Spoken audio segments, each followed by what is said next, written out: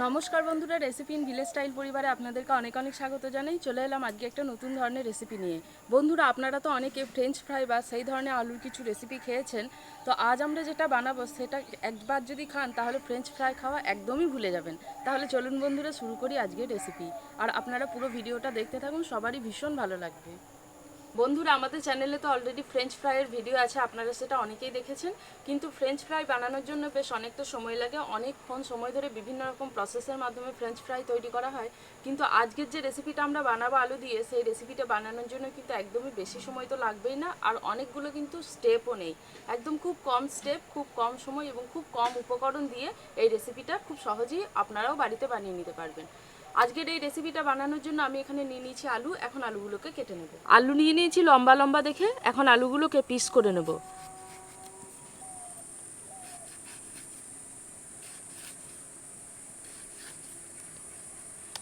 আলুগুলোকে এরকম লম্বা লম্বা করে কেটে নেব।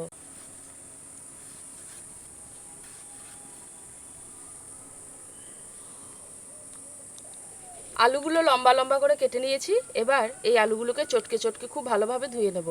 আলুগুলোর কিন্তু ছাল ছাড়াবো না, ছালগুলো থাকবে।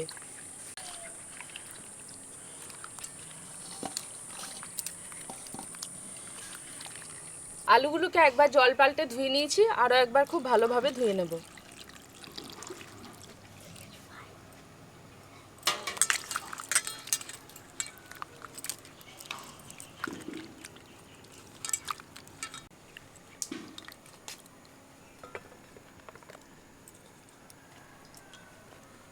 কড়াইয়ের মধ্যে দিয়ে দেবো জল। জলটা ফুটে উঠেছে, জলের মধ্যে দিয়ে দেবো 1 চা চামচ লবণ। কেটে রাখা আলু জলের মধ্যে দিয়ে দেব।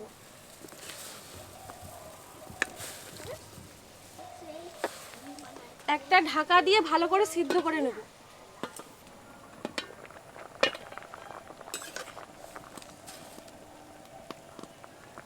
এখন আলুটা কিছুটা সেদ্ধ হয়ে গেছে, এবার নামিয়ে দেব।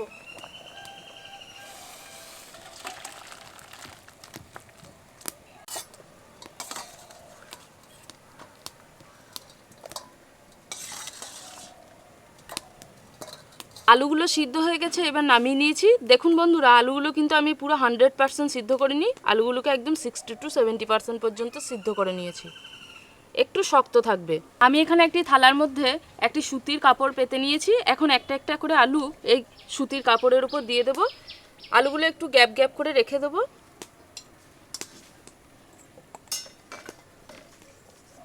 আলুগুলোকে সুতির কাপড়ের মধ্যে চারিদিকে খুব ভালোভাবে বিছিয়ে নিয়েছি। এবার কাপড়টা ঢাকা দিয়ে আলুর মধ্যে থাকা জলটাকে খুব ভালোভাবে শুষে নেব। আলুর মধ্যে থাকা জলটা শুকোতে শুকোতে আমি এদিকে ব্যাটারটা তৈরি করে নেব। ব্যাটার তৈরি করার জন্য আমি এখানে কিছু উপকরণ নিয়েছি, সেগুলো মিশিয়ে নেব। হাফ কাপ পরিমাণ ময়দা, কর্নফ্লাওয়ার 2 টেবিল চামচ, গোলমরিচ গুঁড়ো 1 চা চামচ, বিট লবণ হাফ চা চামচ, জোয়ান হাফ চা চামচ, লবণ হাফ চা চামচের থেকে একটু কম। আলু সিদ্ধর সময় যেহেতু লবণ দিয়েছিলাম, এখন লবণটা কম দিলাম। লাল লঙ্কা গুঁড়ো 1 চা চামচ। এখন সবগুলো খুব ভালোভাবে মিশিয়ে নেব। আজকে যে আলু দিয়ে রেসিপিটা বানাচ্ছি, সেই রেসিপিটা ফ্রেঞ্চ ফ্রাইয়ের থেকেও খেতে বেশি ভালো। এই রেসিপিটা একবার যদি তৈরি করে বাড়িতে খান তাহলে কিন্তু আর ফ্রেঞ্চ ফ্রাইয়ের দরকারই পড়বে না। সমস্ত উপকরণগুলো এদিকে আমার খুব ভালোভাবে মিশিয়ে নেওয়া হয়ে গেছে। এখন ব্যাটারটা জল দিয়ে তৈরি করে নেব। অল্প পরিমাণ জল দিয়ে দিয়ে ব্যাটারটা তৈরি করব। একসাথে কিন্তু অনেকটা জল দেবো না, ব্যাটারটা যাতে খুব বেশি পাতলা না হয়ে যায়।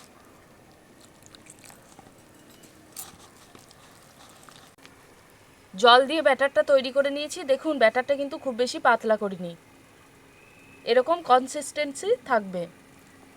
এখন ব্যাটারটাকে একটু সময় নিয়ে খুব ভালোভাবে ফেটে নেব। সিদ্ধ করে রাখা আলুটা শুকোতে দিয়েছিলাম, জলটা খুব ভালোভাবে শুকিয়ে গেছে। দেখুন, প্রত্যেকটা আলু ভীষণ ভালোভাবে জলটা শুকিয়ে গেছে। এখন আমি আলুগুলোকে অন্য একটা জায়গার মধ্যে নিয়ে নেব।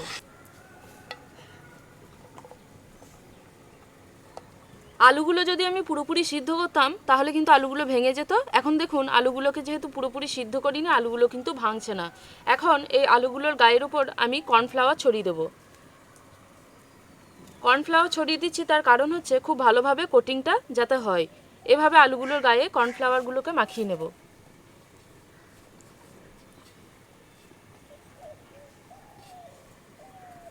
কড়াইটা খুব ভালোভাবে গরম হয়ে গেছে, কড়াইতে দিয়ে দেবো সাদা তেল। আলুগুলোর একটা একটা পিস ব্যাটারে ডুবিয়ে আমি তেলের মধ্যে ভেজে নেব। ব্যাটারের মধ্যে খুব ভালোভাবে আলুটাকে কোট করে নেব। ভালোভাবে কোট করা হয়ে গেছে, এখন এটাকে তেলের মধ্যে দিয়ে দেবো।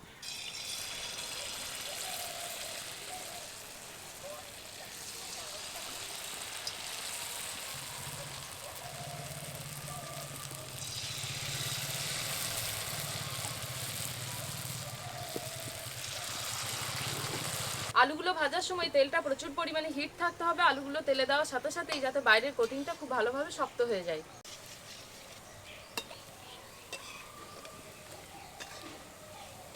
প্রথমবারে যেগুলো ভাজতে দিয়েছিলাম সেগুলো খুব ভালোভাবে ভাজা হয়ে গেছে, এবার তুলে নেব। আবার আমি আলুর পিসগুলো ব্যাটারের মধ্যে খুব ভালোভাবে ডিপ করে নেব। এবার তেলের মধ্যে একটা একটা ছেড়ে দেব।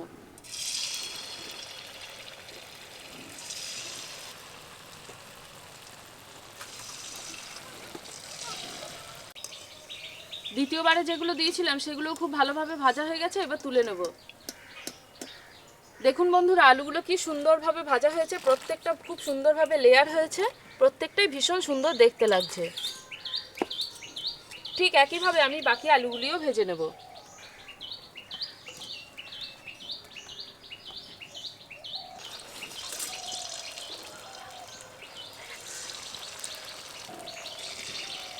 এটাও ভাজা হয়ে গেছে, এবার তুলে নেব।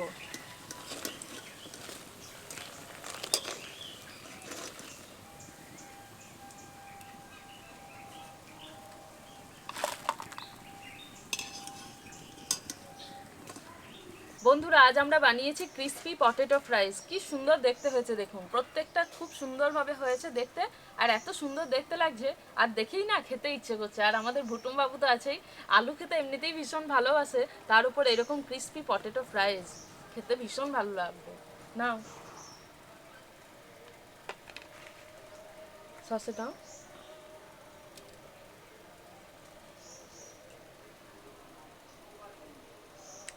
খুব সুন্দর হয়েছে বন্ধুরা। ভিতরটাও সেরকম। আমি একটু খাই। বাইরেটা যেমন মুচমুচে, ভিতরটা যেমন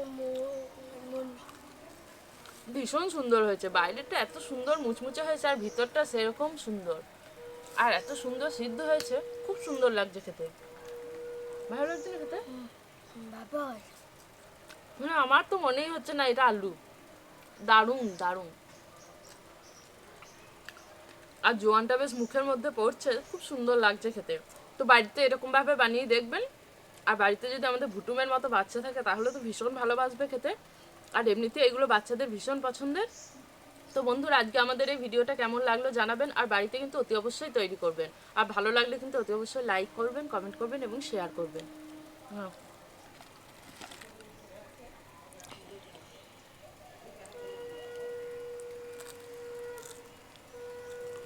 বন্ধুরা অসাধারণ হয়েছে, বোঝাতে পারবো না